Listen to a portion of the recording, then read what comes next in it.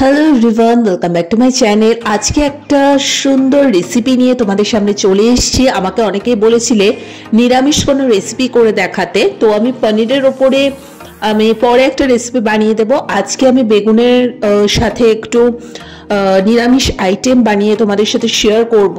একেবারে এটা নিরামিষ আইটেম, তো এটার নাম আমি পোস্ত কাজু বেগুন যেটাই বলো সেটা দিয়েছি। তো নিজের মতো করে ট্রাই করেছি, আশা করি তোমাদের ভালো লাগবে রেসিপিটা।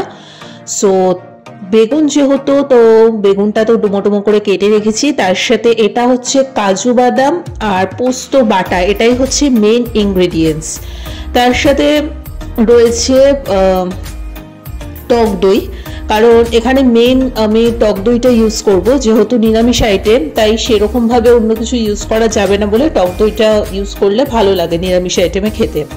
ফার্স্টে টক দইয়ের মধ্যে বেশি কিছু না, জাস্ট একটু হলুদ গুঁড়ো, একটু ধনে গুঁড়ো, তার সাথে স্বাদ মতো লবণ, চিনি আর অল্প একটু জল দিয়ে ভালো করে টক দইটাকে ফেটিয়ে রেখে দিতে হবে।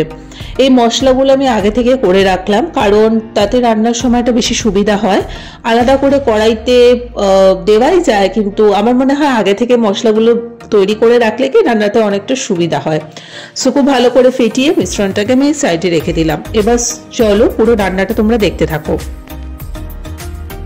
ফার্স্টে নর্মালি যেরকম বেগুন ভাজতে হয়, বেগুনটা ভেজে নিতে হবে। তার জন্য সর্ষের তেলটা ভালো করে গরম করে বেগুনটা আমি দিয়ে দেব, হালকা একটু লবণ আর হলুদ গুঁড়ো দিয়ে। যেরকম বেগুন ভাজা হয়, বেগুন ভাজাতে যেরকম কড়া একদম ফ্রাই করে নামানো হয় অতটা ভাজা হবে না, হালকা একটু নরম নরম হয়ে আসলে বেগুনটা তুলে দেবো, কেননা এরপরেও বেগুনটা রান্না করা হবে। পুরোটা যদি এখনই প্রসেস হয়ে যায় তাহলে রান্নার সময়টা পুরো ভেঙে যাবে, তাই হালকা একটু কুক যখন হয়ে আসবে, নরম নরম হয়ে আসলে বেগুনটাকে আমরা তুলে দেবো। এটা ছেলে মেয়ে সবাই রান্না করতে পারো, ভীষণ ইজি প্রসেসে আমি দেখিয়ে দিচ্ছি। আর আমার যখন ইচ্ছে হয়, আমার যখন শখ হয়, তখন আমি রান্নাবান্না করি, সেটা নিয়ে কোনো অসুবিধা নেই।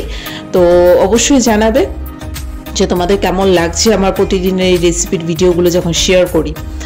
দেন বেগুনটা ভেজে রেখে দেওয়ার পরে ওই সেমই তেলে একটু হিং, একটু পাঁচফোড়ন, শুকনো লঙ্কা একটা ফাটিয়ে দিলাম, আর তার সাথে কাশ্মীরি রেড চিলি পাউডারটা দিলাম। যদি তোমাদের কাছে কাশ্মীরি রেড চিলি পাউডার না থাকে না দিতে পারো, কোনো অসুবিধা নেই।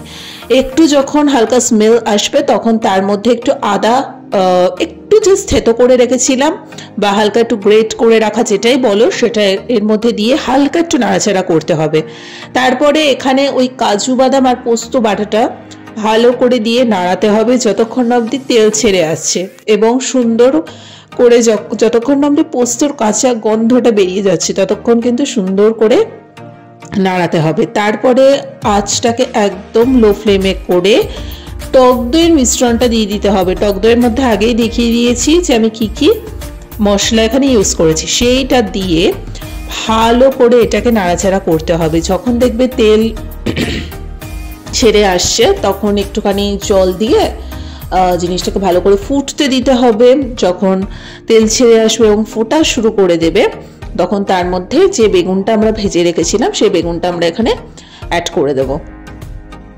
সো ভীষণ ইজি প্রসেস, এমন কোনো কঠিন প্রসেসে আমি কিছু রান্নাবান্না দেখাই না। চটজলদি তোমরা হাতের কাছে ধরো, বেশি কিছু সামগ্রী নেই, কি রান্না করবে তখন এরকম হালকা পাতলা রান্নাবান্নাগুলো কিন্তু করাই যায়, একঘেয়েমিও লাগে না, কিন্তু টেস্টি হয় খেতে।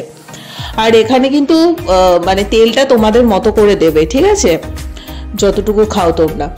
তো লাস্টে একটুখানি গরম মশলা, একটু ঘি ছড়িয়ে নামিয়ে দিলাম। ঘিটাও অপশনাল, তোমাদের ইচ্ছে হলে দেবে, না হলে না দেবে। তো আমাদের গরম গরম কিন্তু রেডি হয়ে গেল কাজু পোস্ত বেগুন যেটাই বলো, বা পোস্ত কাজু বেগুন। তোমরা তোমাদের মতো করে একটা নাম সাজিয়ে নিও। আমি যেহেতু মেন ইনগ্রিডিয়েন্টস হিসেবে এখানে কাজু আর পোস্তটাকে ইউজ করেছি, তাই বেগুনের সাথে এই নামটাই আমি দিলাম। তো যাই হোক, আমি জানি এখানে অনেকটা বেশি তেল লাগছে, এখানে শুধু তেল না, আমি লাস্টে যেহেতু ঘিটাও দিলাম সেটাও আছে। তো তোমরা তোমাদের মতো করে দিও, অসুবিধা নেই। এটি রুটি, পরোটা, ভাত সব কিছুর সাথে শীতের রাতে গরম গরম খেতে ভালো লাগবে। সো চলো আজকের মতো ভিডিওটাকে এখানে এন্ড করে দিয়েছি। অবশ্যই লাইক, কমেন্ট, শেয়ার, সাবস্ক্রাইব করে দিও। টাটা।